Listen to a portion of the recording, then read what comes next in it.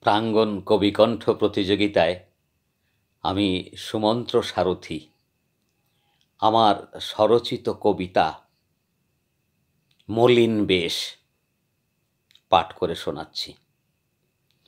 বিবর্ণ পাতার গায়ে মলিনতা মাখা, ঝরবেই একদিন, যাবে না তো রাখা। সারা গায়ে কার বনের ফোঁটা ফোঁটা দাগ, ঘনায়ে এসেছে বুঝি তার অস্তরাগ। সুন্দর দেহখানা বিবর্ণ হয়ে যাবে, জীবন খাতার পাতা ছিঁড়ে পড়ে রবে।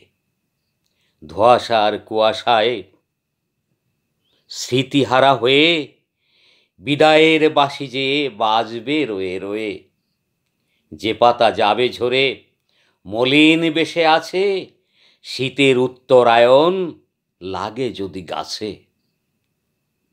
তপন তাপনে তার বোটা হবে লাল, সকলের অজান্তেই ঘনাইবে কাল।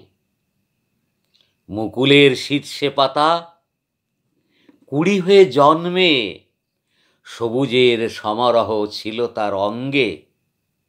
সবার নিচে নেমে এলো বিবর্ণ হয়ে, ঝরে যাবে নিমেষেই উত্তরে বায়ে।